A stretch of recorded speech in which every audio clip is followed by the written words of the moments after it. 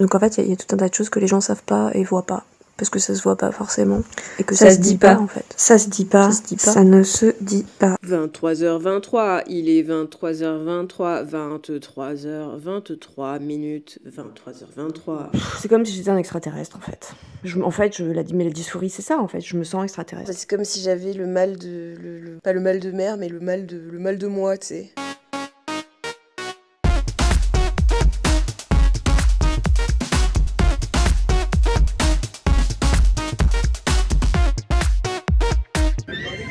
Putain, il y a un mec qui joue de la flûte en bas du sapin, je te jure, je vais lui faire bouffer sa flûte. Ça ne se dit pas. Tu ressens pas une dysphorie de dingue en ce moment, toi? Putain, mais c'est hallucinant que tu me parles de ça, je ressens de la dysphorie, mais de ouf, mais de ouf. Et depuis là, ces derniers jours, c'est horrible en fait. Mais c'est trop dingue que tu me dises ça. Il y a 2 secondes, là, j'étais en train d'y penser, de me dire, putain, mais c'est pas possible en ce moment, qu'est-ce qui se passe? Mais c'est fou. Non, mais c'est trop ouf. Moi, ça fait genre quelques jours, une semaine, mais c'est extra violent. Je vis une dysphorie que j'ai jamais vécue. Non, mais c'est dingue, Florie. C'est ouf. Mais genre là, c'est hyper violent. J'ai jamais eu de la dysphorie comme ça, quoi. Dysphorie.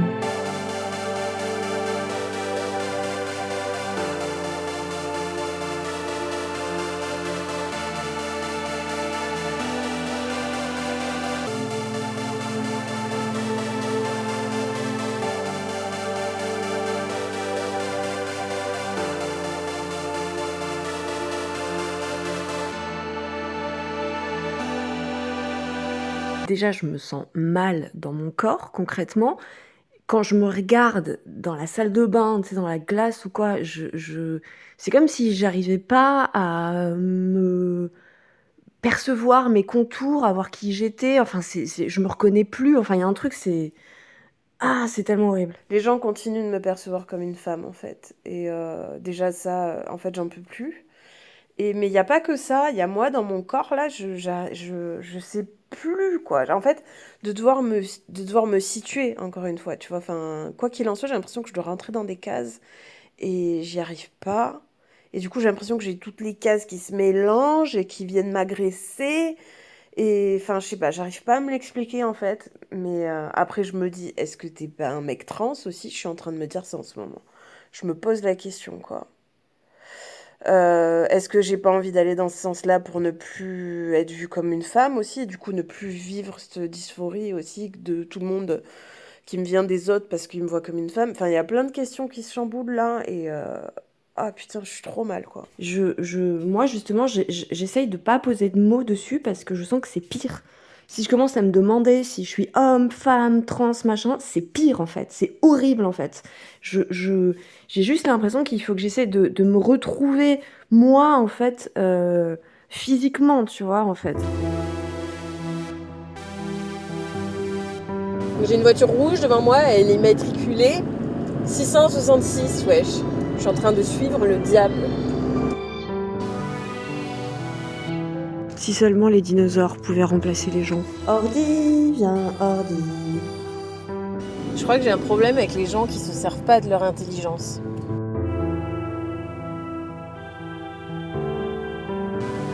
Parfois on dit oui, parfois on diverge.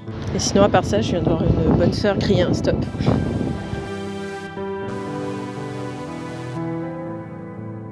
Moi, je me suis demandé, tu vois, ces derniers temps, ça m'est arrivé plusieurs fois de lâcher un peu sur la question du genre et de pas forcément reprendre les gens et de rencontrer des gens que j'avais jamais rencontrés et de les laisser me genrer en féminin parce que j'avais la flemme en fait. Alors attends, j'ai fait exactement pareil. J'ai laissé les gens me genrer au féminin en disant vas-y de toute façon moi j'en ai rien à foutre, le genre en fait ça existe pas pour moi, donc ben faites ce que vous voulez les gens, sauf qu'en fait si on dit aux gens faites ce que vous voulez, ben ils nous genrent au féminin et en fait ça va pas du tout. Moi je me suis demandé aussi si c'était pas un retour du trouble borderline en force là, parce que quand même pour moi la dysphorie ça allait aussi vachement avec ça. Là, j'ai l'impression d'avoir un relent du trouble borderline aussi, juste depuis quelques jours. Mais parce que, encore une fois, pour moi, le trouble borderline, c'est le rejet de qui je suis.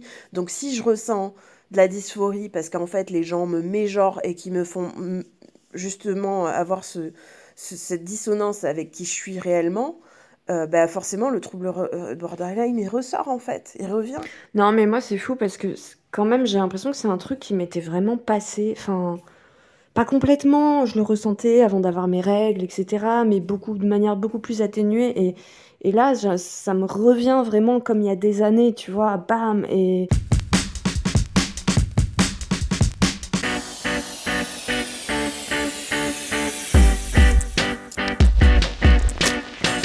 moi, quand j'étais enfant, je ressentais pas du tout la dysphorie de genre. Écoute, ce qui est bien, c'est qu'au moins, on peut en parler ensemble.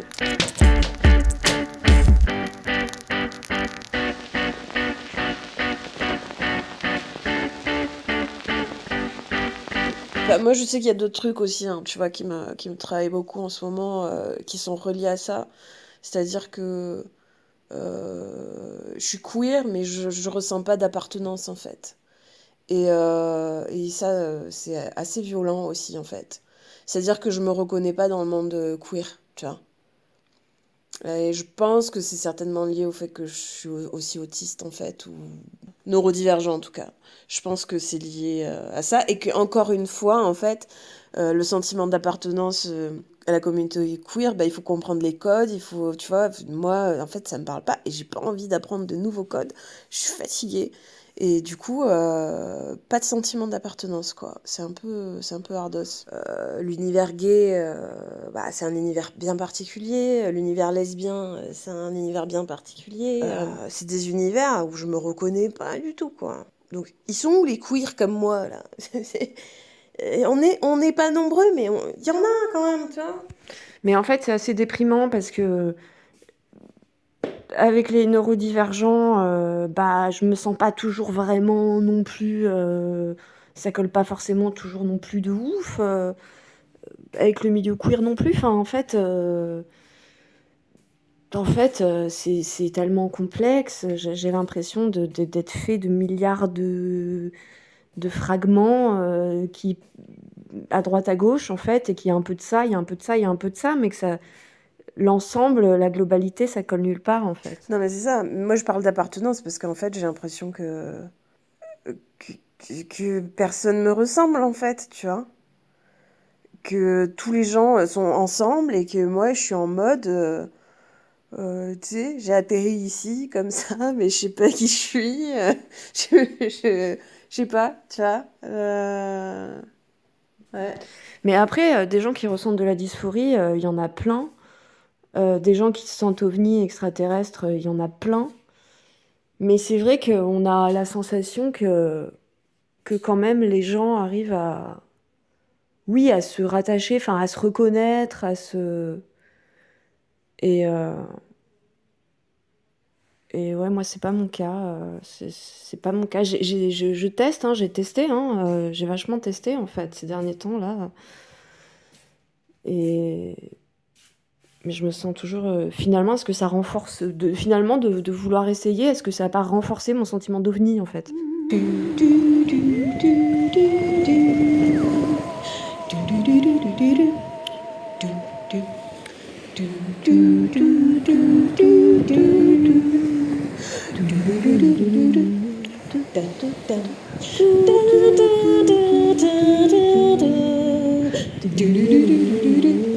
Non, mais tu vois, tu parles de période aussi. Peut-être que c'est par période, hein.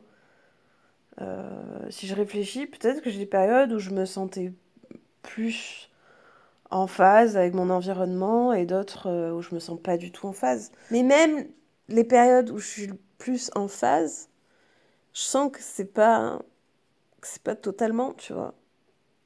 Mais ça va mieux quand même, tu vois. Enfin, voilà, on est d'accord, on vit pas tout le temps ce sentiment de dysphorie horrible. La dysphorie est un état de malaise douloureux qui s'oppose à l'euphorie. C'est un trouble émotionnel ou mental caractérisé par des sentiments négatifs envers soi-même ou l'environnement. La dysphorie est une perturbation de l'humeur caractérisée par l'irritabilité, la tristesse, l'anxiété, l'inadéquation, la déception. C'est un ressenti insupportable, insoutenable. C'est aussi un état de malaise social. La dysphorie de genre est un terme utilisé pour décrire la détresse d'une personne transgenre face à un sentiment d'inadéquation entre son genre assigné et son identité de genre. Putain, Oedipe, c'est un sacré connard quand même, j'avais oublié. J'ai pas envie de dire bonsoir aux gens sur le chemin. La la la la la, laissez-moi tranquille, je suis invisible. Ça se dit pas. Refais le monde avec Florie et Marie. Avec Florie et Marie, vous ne savez jamais quand une discussion surgit. Ça se dit pas, déverrouille-toi. Mais en fait, j'ai l'impression, enfin voilà, la dysphorie, ça peut soit effectivement être un problème du corps et à ce moment-là, tu peux avoir besoin de transitionner, soit c'est un problème de l'esprit, enfin du mental en fait. Et moi j'ai l'impression que c'est ça, c'est-à-dire que les moments où je ressens de la grosse dysphorie comme ça, là tu vois, c'est parce que je pense qu'il y a un truc qui est pas aligné en moi en ce moment. Enfin il y a un truc, après je sais pas, il peut y avoir tellement de raisons aussi hormonales et pas que. Et juste pour rebondir, du coup, la question de la transition, moi je sais pas, je me la pose pas vraiment, mais je me demande vraiment si ça pourrait pas régler certaines choses, quoi. Transition. Mais n'empêche, décider de faire une transition, t'imagines tout ce que ça implique? Moi j'y ai pensé là, 2 jours. Ça serait compliqué, hein. Ceux qui le font, celles qui le font, et ont vraiment un sacré courage, hein. Imaginons que demain je décide, je me dis ok ça y est, si t'es sûr en fait t'es un mec trans, et si je me disais j'entame une transition machin, je pense que je pèserais vraiment comment je la fais, je pense que ce serait extrêmement compliqué et oui et que je me sentirais en danger et enfin je pense que je me cache pas qu'il y a aussi quand même il y a un aspect où ça fait peur quoi. Après moi je me suis déjà posé la question si on avait été dans une société idéale, super bienveillante où chacun fait ce qu'il veut, machin, est-ce que j'aurais transitionné? Mais en fait non parce que encore une fois je peux pas dire, je me sens pas dans le mauvais corps en fait. C'est pas mon corps en tant que lui le problème en fait. C'est moi des fois qui suis pas raccord avec lui dedans. Je sais pas comment dire, mais c'est pas, enfin j'ai l'impression que c'est pas la même chose quoi. Moi aussi, je pense qu'une transition, je sens que c'est pas là que ça se situe. Parce que je suis non-genrée aussi, en fait. Et que moi, c'est ça que je veux vivre. C'est vraiment retrouver, tu vois, tout à l'heure, tu disais quand on était enfant. Mais moi, je veux retrouver ça, en fait. Je veux retrouver cette liberté non-genrée de quand j'étais enfant. Même si on avait quand même les codes, hein, ce qui pesait déjà sur nous, hein, les stéréotypes de genre, tout ça, qui pesait sur nous quand on était enfant, mais on le ressentait pas autant et c'était pas pareil. Et bien voilà, comment retrouver ça? Et effectivement, moi, je pense que c'est pas une transition qui me fera retrouver ça, quoi. Enfin, je sais pas, du coup, si une transition pourra me faire sortir de cette injonction au genre. Parce qu'en fait, ce qui pourrait me faire retrouver la liberté, c'est sortir du genre, en fait. C'est être moi, c'est-à-dire une personne non genrée. Mais putain, Florie, on est tellement peu à être non genrée, en fait, je pense, sur cette planète. J'ai envie de hurler.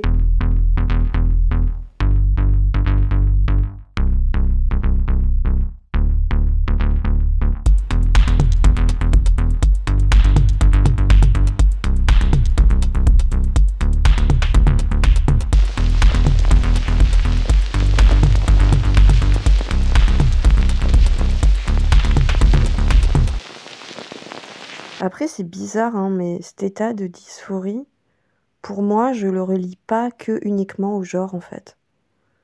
Je sais pas comment dire quoi. Alors oui, il y a peut-être un peu du trouble border aussi, mais c'est pas, je sais pas. C'est vraiment moi et moi. C'est la relation entre moi et moi en fait. Et c'est tout ce qui peut clocher dans la relation entre moi et moi en fait. Quand je te dis la relation entre moi et moi, j'ai l'impression qu'il y a, en fait, pendant quand même très longtemps, il y a... Enfin, je me suis vraiment maltraitée, en fait. Bah, enfin, je pense que ça te parlera. Ça va évidemment beaucoup mieux. Et encore une fois, j'essaie de vraiment faire attention à mes limites, à moi, machin. Et ça. Mais je réalise encore que y a plein de choses que j'y arrive pas encore. Il y a plein de limites que j'arrive pas à poser. Moi, j'ai vraiment une grosse difficulté à extérioriser mes ressentis, en fait. Et j'ai l'impression qu'il y a aussi... Enfin voilà, la relation de moi à moi, elle est encore compliquée, elle est encore abîmée, elle est pas encore restaurée de toute cette maltraitance que je me suis auto-infligée, en fait. Voilà, c'est ça que je voulais dire. Et je me demande si ça n'a pas un lien avec ça quand même. Oui, alors ça me parle extrêmement ce que tu dis, parce que moi je me suis dit aussi que la dysphorie, elle arrivait là parce que ressurgissement de vieux schémas en fait, de maltraitance de moi-même. Mais ce qui va d'ailleurs du coup avec le trouble borderline, parce que encore une fois, rejet de soi, nanana, qui est en lien avec le refus de qui je suis. Enfin, tu vois, tout est lié en fait. Chez nous, c'est complexe, c'est tout est lié en fait. Et les limites dont tu parles et cet exercice voilà, d'exprimer ce qu'on ressent, nos besoins, tout ça. Enfin, encore une fois, ça aussi, c'est lié, tu vois. Enfin, moi, ça me paraît complètement logique, quoi. Bon, je suis allée m'acheter un petit polo qui va bien, là, au rayon homme. C'est très bien, fait du bien. Avec une petite cravate, ce sera parfait pour être fière le 15. Fière et révoltée, on a dit cette année. Fière et révoltée. Moi, en fait, là, que les gens vachement genré au féminin là, ces derniers temps, en fait, ça nous remet dans un rôle, c'est ça, hein, c'est que ça nous remet dans un rôle qui est complètement dissonant parce que c'est pas nous, et un rôle qu'on a joué pendant tellement longtemps que du coup, presque, tu sais, c'est pour ça qu'on se reconnaît plus après.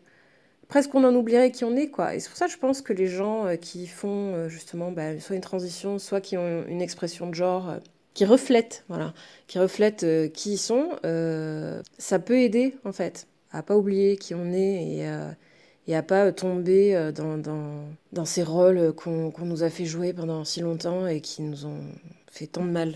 Il y a plusieurs choses. Enfin, ce que tu dis sur la question du rôle, oui, c'est complètement ça. Ça nous remet dans ce rôle-là et ça nous refait vivre, en fait. Enfin, il y a un truc où presque on a l'impression d'aller en arrière, en fait. Alors que c'était tellement libérateur, le truc de réaliser qu'on était à genre et tout. Mais en fait, surtout, moi, j'ai pas envie... Enfin, ce qui me correspond pas non plus, ce serait de rentrer dans un truc de représentation permanente, en fait. Moi, naturellement, je suis assez neutre. Euh, en fait, dans ma façon de m'habiller, etc. Donc, du coup, ce serait pas vraiment moi non plus de rentrer dans un truc où... Déjà, je le fais un peu, hein, quand on a... Voilà, quand on a découvert qu'on était à genre et tout, voilà, et je le fais encore, je m'amuse avec tout ce qui est boucle d'oreille, machin, mais en fait, je sais pas si ce serait moi d'aller vraiment plus loin et de travailler un look, machin, enfin, c'est pas vraiment moi, en fait, au-delà de l'énergie. En fait, moi, l'expression de genre qui correspond à qui je suis, je l'ai déjà, en fait. C'est ça le problème aussi. C'est que moi, je me sens complètement neutre dans mon expression de genre. Et je pense que c'est aussi pour ça qu'on se reconnaît pas forcément dans les codes de la communauté queer, où, comme on disait, tout le monde a les mêmes coiffures, tout le monde a les mêmes piercings, tout le monde s'habille pareil, enfin, tu vois, c'est hyper... Mais du coup, où se situer quand on est non-genré, en fait? Parce que les personnes non-genrées peuvent entrer dans la case transgenre, mais pas forcément, en fait. Justement. Du coup, la dysphorie de genre, on peut quand même la ressentir quand on nous force, en fait, à entrer dans ces notions de genre, tout simplement, quoi. Que ce soit féminin, masculin, en fait, dès qu'on rentre, dès qu'on nous demande de rentrer là-dedans, c'est pas nous, en fait. Donc c'est vraiment une relation d'adéquation avec qui on est au sein et comment on se situe au sein de cette société et comment on est accepté au sein de la société. On devrait vivre dans une société comme ça, en fait, où on dit, bah voilà, moi, je veux qu'on m'appelle machin avec tel pronom, et puis voilà, et puis que les gens posent pas de questions, ils disent, bah, ok, y a pas de problème, en fait. En fait, on devrait vivre dans un monde comme ça, et puis c'est tout. De toute façon, tu veux que je te dise, clairement, hein, ce qui nous crée de la dysphorie de genre, c'est le regard des autres et l'interprétation de qui on est par les autres, en fait. Et l'injonction de qui on devrait être et à quoi on devrait correspondre. Honnêtement, c'est ça, en fait, qui fait naître la dysphorie. C'est la violence qui vient de l'extérieur, parce que sinon... Enfin voilà, c'est toujours en réponse à des codes de merde, à des stéréotypes de merde, à une norme de merde. Voilà, c'est l'extérieur qui nous fait nous sentir tellement, tellement mal.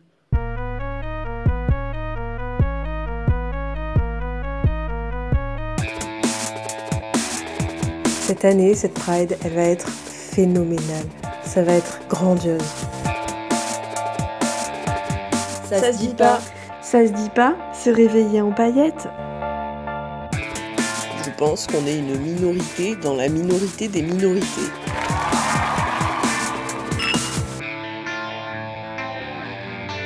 Je peux plus masquer en fait, du tout.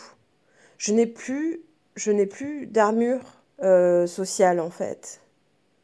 Et la seule que je pourrais endosser, c'est juste être moi et rappeler les gens à l'ordre de devoir me respecter telle que je suis. Sauf que je n'ai pas l'énergie de le faire. Du coup, je laisse les gens, soit je m'isole complètement, soit je laisse les gens me mégenrer. Et si on peut pas assumer, enfin vivre pleinement qui on est, c'est pas une question d'assumer, mais vivre pleinement qui on est, tranquillement en fait, et qu'on peut plus masquer, on se situe où? On se situe dans une zone horrible quoi en fait. Mais non, mais c'est ça, je pense qu'on peut pas faire autrement que d'être nous, et de toute façon, si on veut vivre pleinement. Mais comme tu dis, c'est difficile,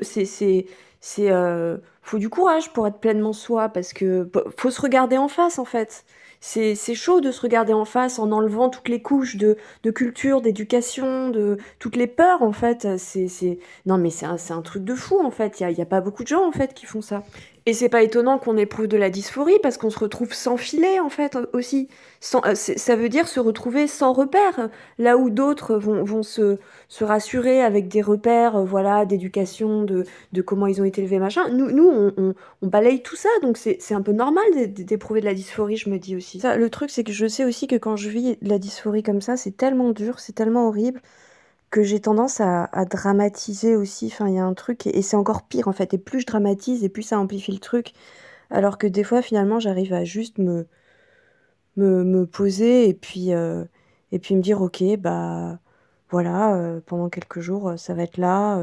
Ouais, mais en fait, je sais pas si on dramatise ou c'est juste que le sentiment est tellement fort. Alors oui, effectivement, peut-être il faut peut-être pas trop s'attarder dessus en se disant que peut-être il y a un truc qui va se réguler. Il y a un truc de dysrégulation aussi qu'on a. Donc effectivement, peut-être que c'est quelque chose qui va juste se réguler aussi à un moment, quoi.